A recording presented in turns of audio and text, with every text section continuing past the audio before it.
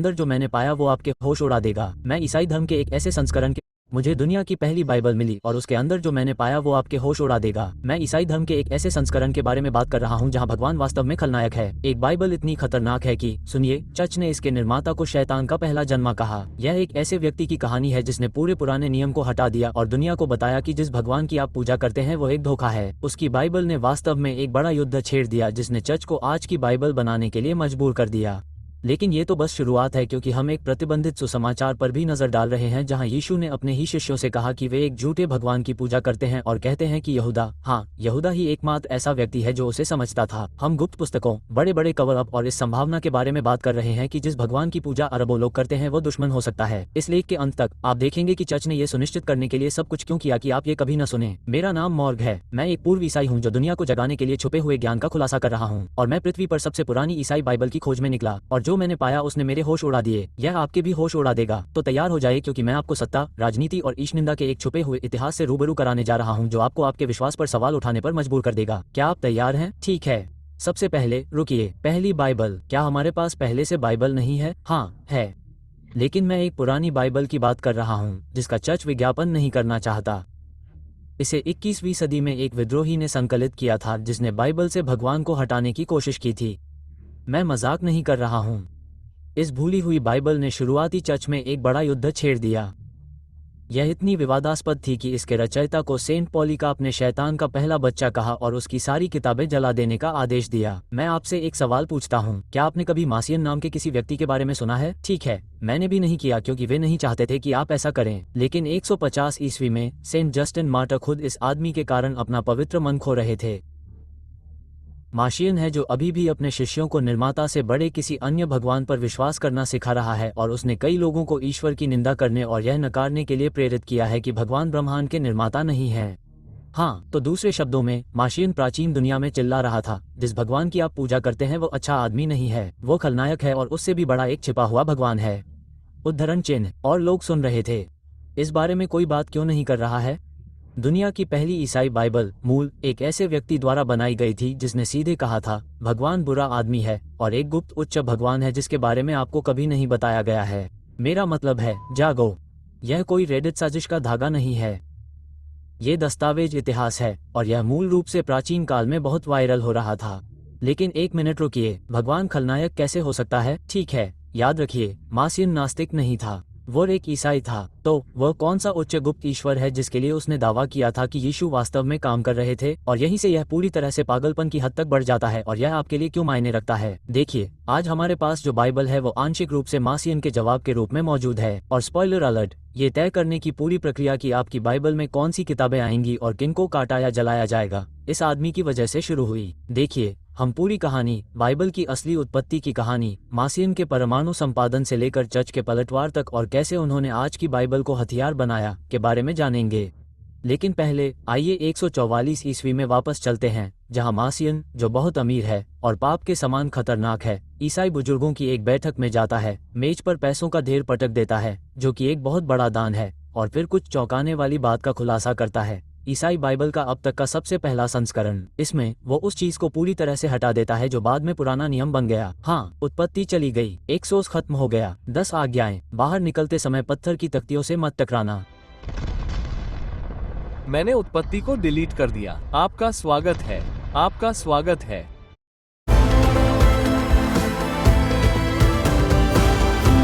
This is the new स्वागत है। और नए लेखन में जो भी पुराने नियम जैसा लगता है उसे भी काट दिया जाता है। ओह, उसने पूरा पुराना नियम डिलीट कर दिया। परिषद को बुलाओ, सब कुछ जला दो, हम रीब्रांडिंग कर रहे हैं। देखिए, मूल रूप से मासियन कहता है, अरे दोस्तों, हिब्रू बाइबल का भगवान जिसने दुनिया बनाई वो भगवान नहीं है जिसे यीशु प्रकट करने आया था। वास्तव में वो एक दुष्ट धोखेबाज है। उद्धरण चिन्ह। ठीक है, तो आप शायद कमरे में गूंजती सामूहिक आवाज को सुन सकते हैं, लेकिन मासियन दोगुना हो जाता है और सब कुछ सामने रख देता है। वो कहता है कि दो भगवान हैं। पहला याहवे, जो पुराने नियम का निर्माता है, जो एक ईर्ष्यालु जनजातीय देवता है जो मनुष्यों को पीड़ा और मृत्यु के माध्यम से दंडित करता है, युद्धप्रिय, प्रतिशोधी और तुच्छ। मासियन ने उसे डैमेज कहा और उसे एक अज्ञानी इकाई के रूप में वर्णित किया जिसने मूल रूप से सृजन को खराब कर दिया। लेकिन फिर एक गुप्त स्वर्गीय पिता है जो बिल्कुल अलग है। वो ईश्वर जिसे यीशु प्रकट करने आए थे वह है पूर्ण करुणा, पूर्ण दया, शून्य क्रोध, निश्चित रूप से नरक की आग नहीं। देखिए, इस ईश्वर ने वो कूड़ाघर नहीं बनाया जिसमें हम आज रहते हैं, और यीशु के प्रकट होने तक ये पूरी तरह से एक रहस्य था। इतिहासकार बार्टमैन ने कहा, मासियन के अनुसार यीशु एक अलग ईश्वर से आए थे, एक पहले से अज्ञात ईश्वर जो पुराने नियम का ईश्वर नहीं था बल्कि एक उच्च आध्यात्मिक प्राणी था जिसने लोगों की ओर से हस्तक्षेप किया ताकि उन्हें निर्माता के क्रोध से बचाया जा सके। और मासियन केवल अस्पष्ट विचार नहीं फेंक रहे थे, वो रसीदें लेकर आए थे। वो यशाया 45:7 जैसे पदों की ओर इशारा करते हैं जहां ईश्वर सीधे कहते हैं, मैं प्रकाश बनाता हूं और अंधकार का सृजन करता हूं, मैं शांति का निर्माता हूं और मैं बुराई का सृजन करता हूं, मैं प्रभु ये सब करता हूं। हाँ, तो मासियन ये देखता है और कहता है, क्या बकवास है, यह एक स्वीकारोक्ति है। आपका भगवान कहता है कि वो बुराई का सृजन करता है। तो मासियन के लिए यह एक धुआंधार हथियार था। एक सच्चे भगवान को अपने रिज्यूमे में बुराई का सृजन करने की जरूरत नहीं होगी। देखिए, यीशु ने कहा, एक अच्छा पेड़ बुरा फल नहीं दे सकता। तो मासियन ने तर्क दिया कि अरे, तुम जानते हो क्या, अगर सृजनकर्ता भगवान ने इस दुनिया को युद्ध, बीमारी, दुख और मौत से भर दिया है तो शायद एक बुरा पेड़ यानी बुरा भगवान भी है। इसका मतलब है, और यहीं पर कमरे का रक्तचाप बढ़ जाता है, मुक्ति और प्रेम का अच्छा फल किसी बिल्कुल अलग उच्च ईश्वर से आना चाहिए। शुरुआती चर्च के लेखक टर्टुलियन लिखते हैं, जब मासियन ने निर्माता को ये कहते हुए पाया, मैं वह हूँ जो बुराई का निर्माण करता है, तो उसने अनुमान लगाया कि अच्छे पेड़ के अच्छे फल पैदा करने के बाद अच्छाई का एक और ईश्वर होना चाहिए। यह आज के धर्म की नींव के लिए एक सीधी चुनौती थी। और स्पॉइलर, चर्च इस सदमे से कभी उबर नहीं पाया। लेकिन एक मिनट रुकिए, अगर मासियन सही है तो इससे आज की बाइबल में क्या बदलाव आएगा, और यह गुप्त उच्च ईश्वर वास्तव में कौन है जिसे यीशु ने कथित तौर पर भेजा था, हम उस पर आने वाले हैं। और मेरा विश्वास करो, यह वह हिस्सा है जहाँ चीजें रुको क्या से पवित्र बकवास तक पहुँच जाती हैं। देखो, मासियन मूल रूप से वास्तविकता को दो भागों में बांटता है, एक अज्ञानी दुष्ट ईश्वर द्वारा बनाई गई भौतिक दुनिया और एक आध्यात्मिक दुनिया जो मसीह के सच्चे ईश्वर द्वारा प्रकट की गई है। क्या अभी भी हैरान है? खैर, ये और भी पागलपन भरा है। देखो, मासियन ने सिर्फ ध्यान नहीं दिया, पुराने और नए नियम में कुछ छोटे मोटे अंतर थे। उन्होंने प्रत्यक्ष विरोधाभास देखा और उनके लिए वे संयोग नहीं थे, वे इस बात का प्रमाण थे कि दो अलग अलग भगवान थे। तो आइए सबसे प्रसिद्ध में से एक पर नजर डालते हैं। पुराने नियम में निर्गमन रात के 9:24 में भगवान कहते हैं, आंख के बदले आंख, दांत के बदले दांत, हाथ के बदले हाथ और पांव के बदले पांव। तो यहोवा का नियम बहुत ही स्पष्ट है, अगर तुम मुझे चोट पहुंचाओगे तो मैं भी तुम्हें उतना ही चोट पहुंचाऊंगा। तथाकथित निर्माता के अनुसार यह ईश्वरीय न्याय है। अब यहाँ यीशु मैथ्यू 5:38 में है। तुमने सुना है कि कहा गया था, आंख के बदले आंख और दांत के बदले दांत, लेकिन मैं तुमसे कहता हूँ, बुरे व्यक्ति का विरोध मत करो। अगर कोई तुम्हारे दाहिने गाल पर थप्पड़ मारे तो दूसरा गाल भी उसकी तरफ कर दो। दूसरा गाल भी कर दो, थप्पड़ मारो। ठीक है, अब चाहे आप इससे सहमत हों या नहीं, इस पर विचार करें। यीशु ने यहोवा के नियम का उदाहरण दिया और फिर सचमुच कहा कि यह गलत है। उन्होंने कहा कि भगवान गलत थे। नहीं, मैं समझाता हूँ कि भगवान का वास्तव में क्या मतलब था। नहीं, वो साफ साफ कहता है, लेकिन मैं तुमसे कहता हूँ, और उसकी जगह एकदम उलट बात कह देता है। ये एक अस्वीकृति है। आखिर कोई इस बारे में बात क्यों नहीं करता? खैर, 2000 साल पहले एक आदमी, मासियन ने इस बारे में बात की थी। उसने इस ओर इशारा करते हुए कहा, देखो, ये दो अलग अलग भगवान हैं। पुराने नियम में हिंसक भगवान यीशु द्वारा बताए गए प्रेम के भगवान से अलग हैं। देखो, पुराने नियम में भगवान क्रोध में आकर धरती पर बाढ़ लाते हैं, मिस्र के सभी पहलौए बच्चों को सचमुच मार डालते हैं। इस बीच यीशु पापियों के साथ घूम रहे हैं और कहते हैं, अपने दुश्मनों से प्यार करो। विरोधाभास बिल्कुल साफ है। और मासियन ने कहा, जागो लोगों, ये एक ही प्राणी नहीं हो सकते। और अगर आपको लगता है कि यह पागलपन है तो इसे अपनी बाइबल में देखने तक रुकिए। मैथ्यू 5:17 कहता है, यह न समझो कि मैं भविष्यवक्ताओं की व्यवस्था को नष्ट करने आया हूँ। मैं नष्ट करने नहीं बल्कि पूरा करने आया हूँ। तो यीशु कथित तौर पर कह रहे हैं, अरे शांत रहो दोस्तों, मैं यहाँ पुराने नियम के कानून को तोड़ने नहीं आया हूँ, मैं यहाँ उसे पूरा करने आया हूँ। सुनने में अच्छा, सुरक्षित और चर्च द्वारा स्वीकृत लगता है, लेकिन मार्शियन के सुसमाचार के संस्करण में ये उल्टा है। इसमें लिखा है, यह न समझो कि मैं व्यवस्था या भविष्यवक्ताओं की आज्ञाओं को पूरा करने आया हूँ। मैं उन्हें पूरा करने नहीं बल्कि नष्ट करने आया हूँ। यीशु, क्या तुम व्यवस्था को पूरा करने नहीं आए थे? मैं उस गंदगी को नष्ट करने आया हूँ। मासियन का यीशु व्यवस्था का सम्मान नहीं कर रहा है, वो एक लानत की गेंद लेकर चल रहा है।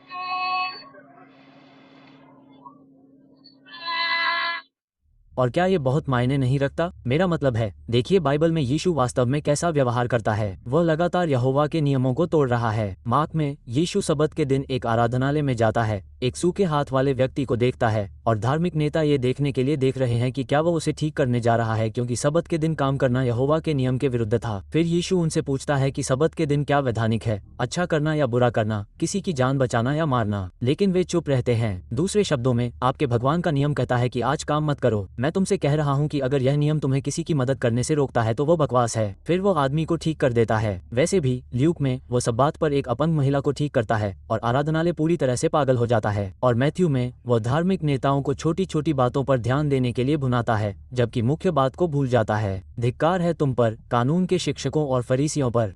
तुम कपटी हो। तुम अपने मसालों, पुदीना, सौंफ और जीरे का 10वां हिस्सा देते हो, लेकिन तुमने कानून के अधिक महत्वपूर्ण मामलों, न्याय, दया और विश्वास को नजरअंदाज कर दिया है। तुम मच्छर को छानते हो लेकिन ऊंट को निगल जाते हो। तुम मच्छर को छानते हो और ऊंट को निगल जाते हो। मैंने सूप मंगवाया। मासियन ने ये सब देखा और कहा, जाहिर है यीशु टीम याहवे के लिए नहीं खेल रहे हैं। वो पुराने नियम के भगवान को बुला रहे हैं और वास्तविक समय में उनकी नियम पुस्तिका को खत्म कर रहे हैं। उद्धरण चिन्ह। और जब आप इन सभी बातों को अन्य विरोधाभासों के साथ जोड़ते हैं तो आप समझ पाते हैं कि चर्च ने मासियन से असहमति क्यों नहीं जताई, बल्कि डिफकॉन 1 का समर्थन किया। लेकिन मासियन केवल बातें ही नहीं करते थे, बिल्कुल भी नहीं। उनके पास एक बहुत अच्छी योजना थी। उन्होंने केवल उच्चतर ईश्वर के बारे में उपदेश नहीं दिया, उन्होंने पहली क्रिश्चियन बाइबल प्रकाशित की। हाँ, आपने सही सुना, सबसे पहली बाइबल उनकी थी। इसमें ठीक 11 किताबें थीं और यह आज की बाइबल जैसी बिल्कुल भी नहीं थी। इसके अंदर इवेंजेलिक कैनन थी और यह एक शानदार एनीमे शो की तरह लगने के अलावा ल्यूक का एक छोटा गॉस्पेल था। फिर अपोस्टोलिक थी जिसमें पॉल के 10 पत्र थे और बस। कोई मैथ्यू नहीं, कोई मार्क नहीं, कोई जॉन नहीं, कोई अधिनियम नहीं, कोई रहस्य उद्घाटन नहीं और पुराने नियम का कोई भगवान नहीं। मासियन को लगता था कि पुराने नियम के धर्मग्रंथ इतने जहरीले थे कि वे वास्तव में आस्था को नुकसान पहुंचाते थे। उन्होंने एंटीथीसिस नामक एक किताब भी लिखी जिसमें यीशु के शब्दों के बगल में पुराने नियम के छंदों को रखा गया ताकि यह साबित हो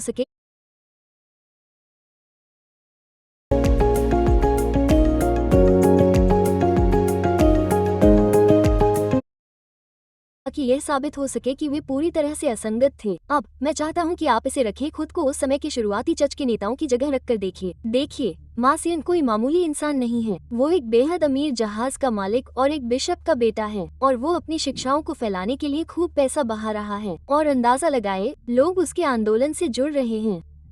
जस्टिन मार्टर ने खुद कहा था, हर देश के बहुत से लोग मासियन से प्रभावित थे। और सुनो, यह मैं अकेला नहीं कह रहा हूँ। नए नियम के सबसे बड़े विद्वानों में से एक, बार्टमैन, सीधे कहते हैं कि मासियन के बहुत बड़े अनुयायी थे। दूसरी शताब्दी के अंत में ईसाई दुनिया के कुछ हिस्सों में अन्य प्रकार के ईसाइयों की तुलना में मासियन अधिक थे। क्या आप समझ सकते हैं कि यह कितना पागलपन है? मासियन कोई बाहरी व्यक्ति नहीं था। कुछ क्षेत्रों में वो बाहरी नहीं था, वो सचमुच बहुसंख्यक था। ईसाई दुनिया में ऐसे स्थान थे जहां ईसाई धर्म का उसका संस्करण रूढ़िवादी से अधिक लोकप्रिय था।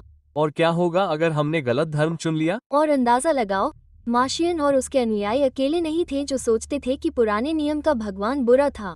ऐसा बिल्कुल नहीं था। नहीं, शुरुआती ईसाइयों के पूरे आंदोलन थे जो यही मानते थे। दर्जनों ज्ञानवादी संप्रदाय, पूरे समुदाय, लोग अपनी जान जोखिम में डालकर वो कहते थे जो आज कोई और कहने की हिम्मत नहीं करता। तो मैं कुछ ऐसे नाम बताता हूँ जिनके बारे में आपने शायद पहले कभी नहीं सुना होगा, क्योंकि चर्च इसे इस तरह से चाहते थे। सथियन थे जो मानते थे कि निर्माता भगवान एक अंधा, अहंकारी धोखेबाज था और मुक्ति दिव्य प्रकाश के उच्च क्षेत्र से आती थी। ओएट्स थे और वे ईडन में सर्प का सम्मान करते थे क्योंकि उन्हें लगता था कि वो मानवता को याहवे की कैद से मुक्त करने की कोशिश कर रहा था। कनानी थे, उन्होंने सचमुच कहा कि कैन वास्तव में एक अच्छा आदमी था जो दुष्ट निर्माता के खिलाफ विद्रोह करने की कोशिश कर रहा था।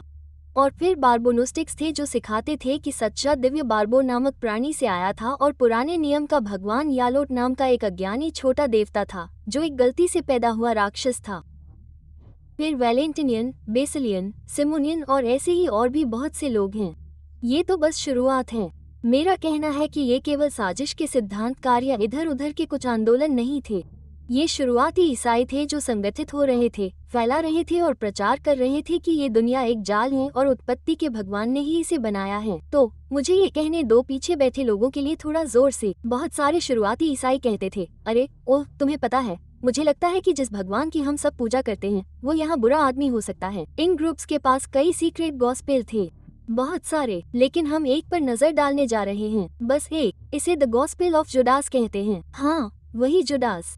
और अगर आपको लगता है कि मासियान विवादित थे तो ये किताब उन्हें एक गायक निर्देशक की तरह दिखाती है। मासियान, आपको ये पढ़ना ही होगा। इसे द गॉस्पेल ऑफ जुडास कहते हैं। ये बकवास आग है भाई।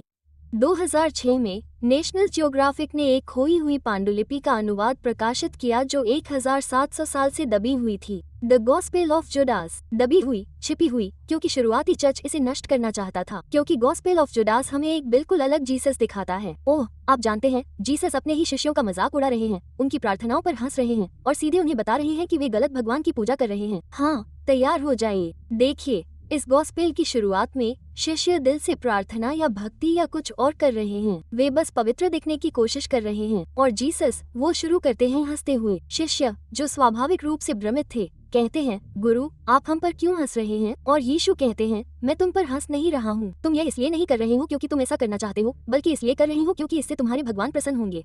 उद्धरण चिन्ह, तुम्हारा भगवान, इसे एक पल के लिए छोड़ दो। शिष्यों को लगता है कि वे यीशु के भगवान की पूजा कर रहे हैं और यीशु कहते हैं, नहीं, बिल्कुल भी नहीं। स्वाभाविक रूप से शिष्य बहुत घबरा जाते हैं और चिल्लाते हैं, गुरु आप हमारे भगवान के पुत्र हैं। और यीशु पूरी तरह से क्रूर हो जाते हैं। तुम मुझे कैसे जानते हो? मैं तुमसे सच कहता हूँ, तुम्हारे बीच के लोगों में से कोई भी पीढ़ी मुझे नहीं पहचानेगी। उद्धरण चिन्ह, भाई तुम मुझे जानते तक नहीं हो, कोई भी पीढ़ी मुझे कभी नहीं जान पाएगी, और वो मेरे असली पिता भी नहीं है। हाँ, असल में तुम लोग ये भी नहीं जानते कि तुम किससे बात कर रहे हो या किसकी पूजा कर रहे हो। शिष्य इतने नाराज हो जाते हैं कि पाठ में लिखा है कि वे क्रोधित और गुस्से में आ जाते हैं और अपने दिलों में यीशु को कोसने लगते हैं और यीशु जवाब देते हैं, क्या तुम्हारे भीतर का भगवान तुम्हारी आत्माओं से नाराज हो गया है? हाँ, फिर से, हमारे भगवान नहीं, मेरे पिता नहीं, तुम्हारे भगवान। बाद में शिष्य एक मंदिर के बारे में बताते हैं जिसमें पुजारी, बलिदान और भीड़ होती है, और यीशु उस दर्शन की व्याख्या करते हैं और यह क्रूर है। वो उनसे कहते हैं, तुम वेदी पर प्रसाद प्राप्त करने वाले हो जिसे तुमने देखा है, यही वो भगवान है जिसकी तुम सेवा करते हो।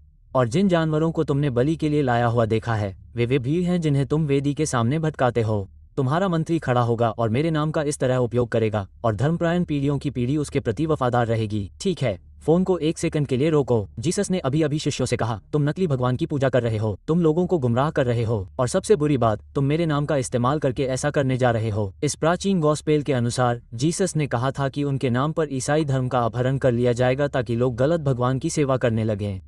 ठीक है, अभी दुनिया पर नजर डालो। क्या आपको लगता है कि शायद ये गॉस्पेल कुछ सही था? और क्या आप जानते हैं, ये भी बिल्कुल वैसा ही लग रहा है जैसा मासियन छतों से चिल्ला रहा था।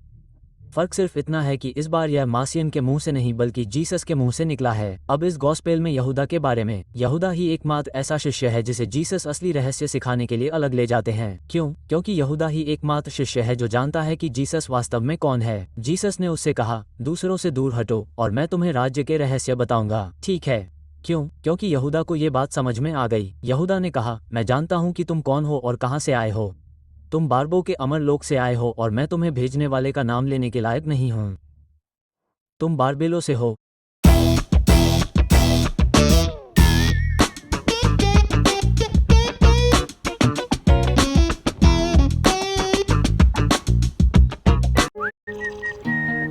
प्रिया की स्ट्रेंथ है multitasking. Rohan strength always.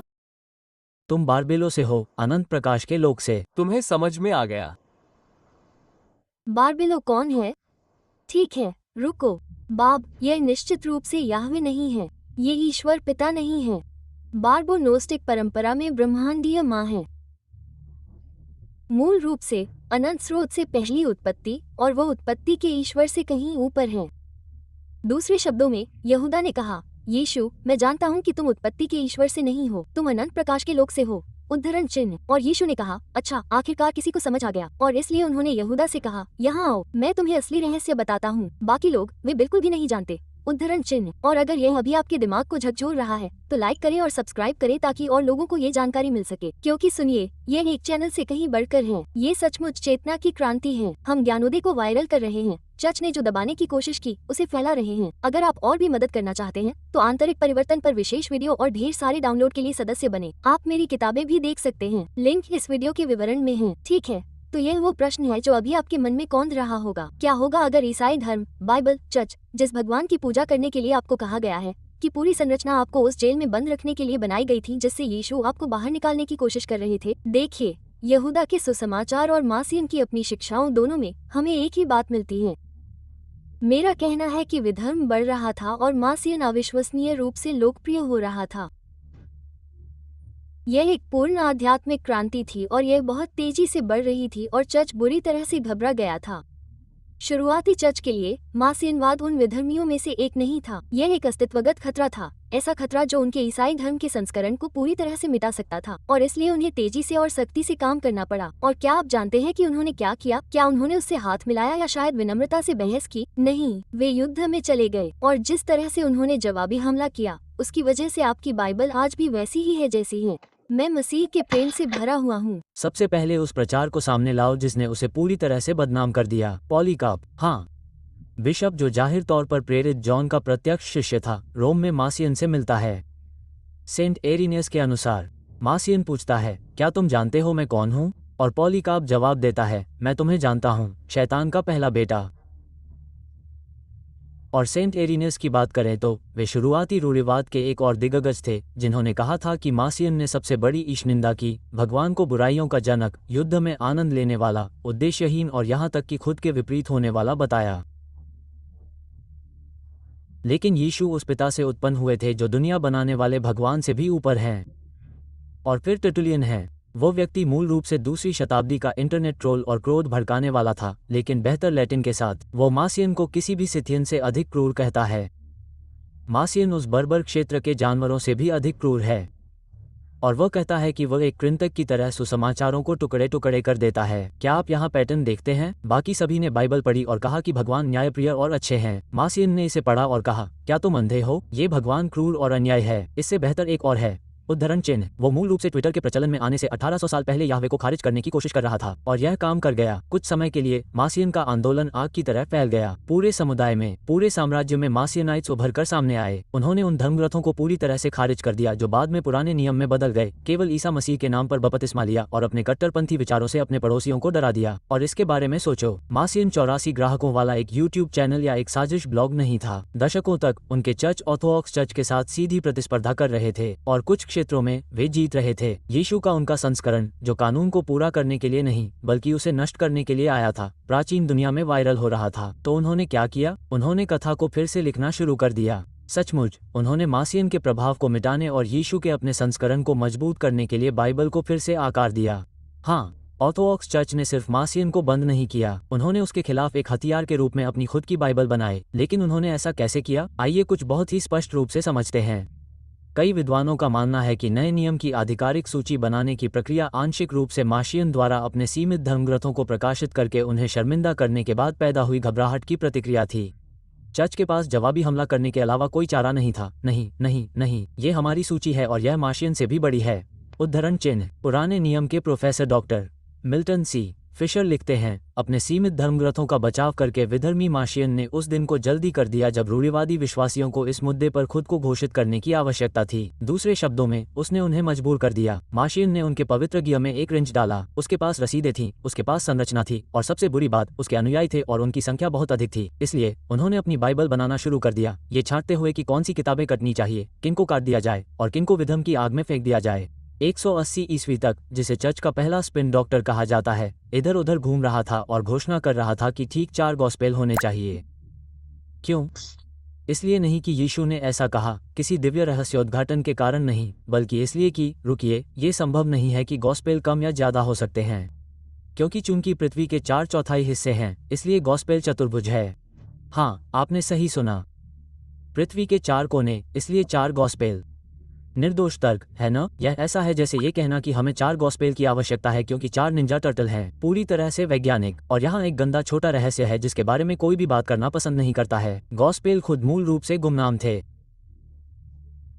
Baartman, जो एक सम्मानित बाइबल विद्वान हैं, कोई फ्रिंज रेडिट टिप्पणीकार नहीं, ने कहा कि इस बात का कोई ठोस प्रमाण नहीं है कि गॉस्पेल को उनके परिचित नाम पहले मिले थे।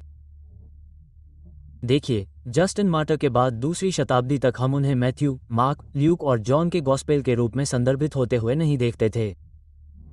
जैसा कि बार्ट एयरमैन कहते हैं, जब ईसाइयों के पास प्रचलन में कई अलग अलग गॉस्पेल थे तो यह जोर देना जरूरी हो गया कि यह या वह गॉस्पेल वही था जो इसे सही बनाता था।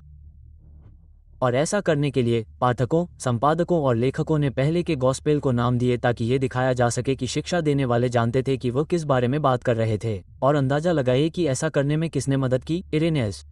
जैसा कि आरोन बताते हैं, जब ईसाइयों के पास एक दूसरे से अलग गॉस्पेल का ढेर हो गया तो ये साबित करना जरूरी हो गया कि उनके चुने हुए 4 गॉस्पेल असली हैं।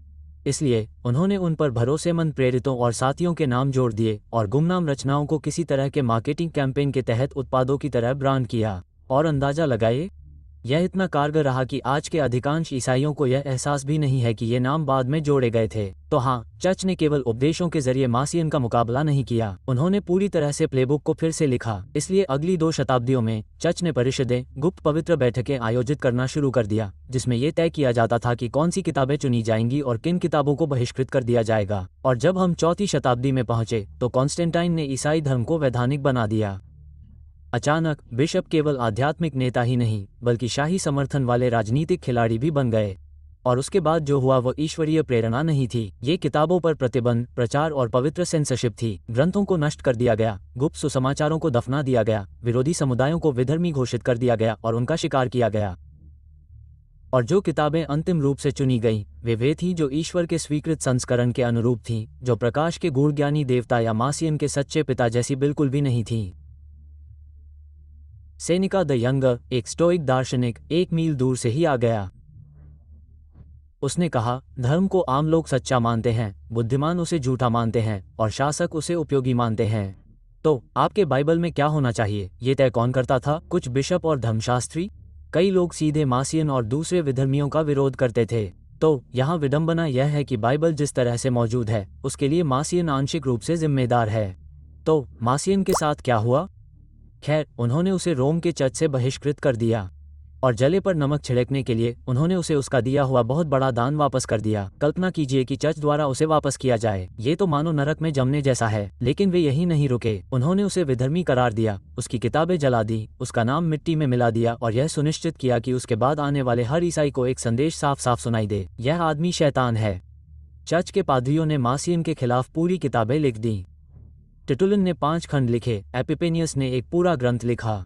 और अगर इतना ही काफी नहीं था तो कुछ सूत्रों का कहना है कि उसके अपने पिता, जो एक बिशप थे, ने कथित तौर पर उसे अस्वीकार कर दिया और उसकी निंदा की। लेकिन मासियन ने अपना बाकी जीवन अपने समुदायों को संगठित करने में बिताया, जो सदियों तक कायम रहा, लेकिन धीरे धीरे उन्हें भूमिगत कर दिया गया।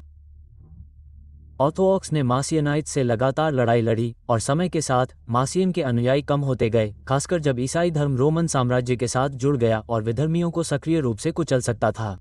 लेकिन आप सोचेंगे कि यही अंत था, है ना? गलत। देखिए, चर्च ने शायद वो लड़ाई जीत ली होगी, मासियन को बहिष्कृत कर दिया गया, उनके आंदोलन को भूमिगत कर दिया गया, केस बंद हो गया, है ना? नहीं, क्योंकि सदियों बाद जब चर्च को लगा कि अब ये सुरक्षित है, सोचा कि उन्होंने विधर्म को हमेशा के लिए दफना दिया है, तो मासियनवाद वापस आ गया और इस बार इसने नरक को समतल कर दिया। क्योंकि ये नए विधर्मी केवल यह नहीं कह रहे थे कि याहवे सच्चे भगवान नहीं है, वे कह रहे थे कि याहवे सचमुच शैतान है। देखिए, 12वीं और 13वीं शताब्दी में तेजी से आगे बढ़ते हैं। फ्रांस के दक्षिण में रहस्यमय ईसाइयों का एक समूह उभरा जो खुद को कैथस कहते थे, जो पवित्र लोगों के लिए ग्रीक शब्द से आया है।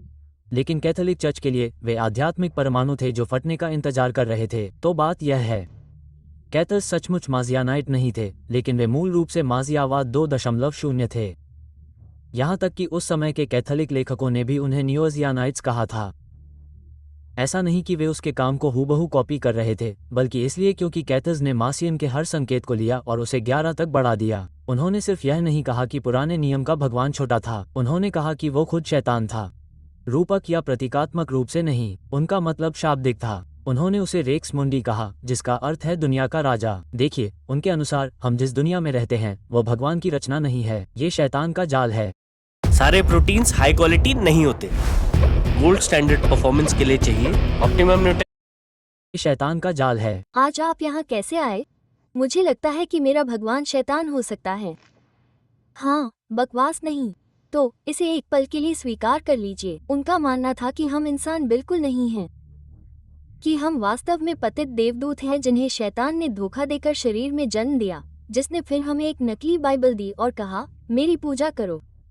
देखिए, ये सब एक ऐसी किताब से आया है जिसे चर्च ने मिटाने की कोशिश की थी, जिसका नाम द सीक्रेट सपर या इंटरोगेशियो जोहान्स था। ये वास्तव में इंक्विजिशन के हॉल में मिली थी। और इस किताब के अंदर क्या है? ओह, आप जानते हैं, यीशु ने सबसे बड़े ब्रह्मांडीय घोटाले का खुलासा किया। देखिए, कैथर्स का मानना है कि यीशु को सच्चे ईश्वर, प्रकाश के ईश्वर ने इस झूठ का पर्दाफाश करने के लिए भेजा था कि ये दुनिया पवित्र नहीं है, ये वास्तव में छिपे हुए नरक हैं। देखिए, कैथर्स के अनुसार मूसा को दी गई 10 आज्ञाएं भी शैतान का एक धोखा थी। जब मूसा सी पर्वत पर गया तो वो असली भगवान से नहीं बल्कि छिपे हुए शैतान से मिला। गुप्त भोज में कहा गया है, लेकिन तब शैतान ने मूसा को, उसके ईश्वरत्व और उसके लोगों को और इसराइल के बच्चों को एक कानून देने का आदेश दिया। शैतान ने हनोक को भी धोखा देकर सभी को भ्रमित करने के लिए नकली कानूनों और पागल अनुष्ठानों और बलिदानों के साथ ये सभी नकली धर्मग्रंथ लिखे। मूल रूप से उन्होंने कहा कि बाइबल स्वयं मानवता को धोखा देने के लिए शैतान द्वारा प्रभावित थी, लेकिन सबसे बड़ा धोखा ये था कि वो भगवान है और एकमात्र भगवान है। वास्तव में गुप्त भोज में शैतान ने स्पष्ट रूप से यही घोषणा की है, और शैतान ने उनसे कहा, देखो कि मैं तुम्हारा भगवान हूँ और मेरे अलावा कोई और भगवान नहीं है। ठीक है, चलिए एक पल रुकते हैं और पागलपन को सामने रखते हैं। आपको याद होगा कि यहूदा के सुसमाचार में यीशु ने शिष्यों से कहा था, अरे क्या तुम जानते हो, तुम सब गलत भगवान की पूजा कर रहे हो। अब कैथर्स ने सचमुच कहा है कि इस दुनिया का भगवान शैतान है। उद्धरण चिन्ह, ये पहले से ही बहुत ही पागलपन भरा है, लेकिन यहाँ एक हिस्सा है जो आपके होश उड़ा देगा। यीशु ने लगभग वही बात वास्तविक बाइबल में कही है। हाँ, आप जानते हैं कि आपके होटल के नाइट स्टैंड में क्या है? यीशु फरीसियों से बात कर रहे हैं जो उनके समय के सबसे बड़े धार्मिक नेता थे। आप जानते हैं, जो पुराने नियम के भगवान का सख्ती से पालन करते थे। और यीशु ने उनसे कहा, तुम अपने पिता शैतान के हो और तुम अपने पिता की इच्छाओं को पूरा करना चाहते हो। क्या बकवास है?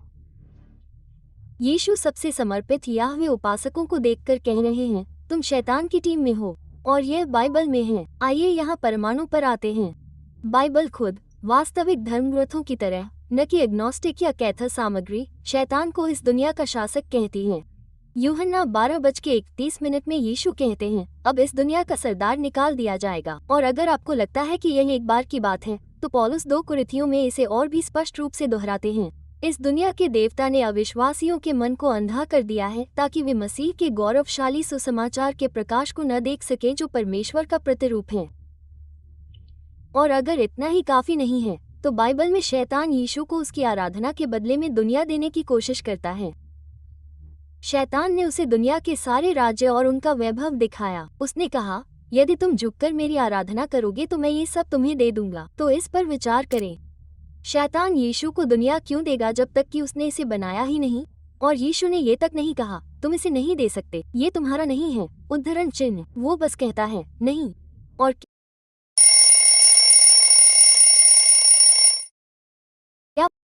ये पागल आदमी कुछ इस तरह नहीं बोलता, मुझे नहीं पता, पुराने नियम का भगवान, हम वास्तव में किसकी पूजा करते आ रहे हैं?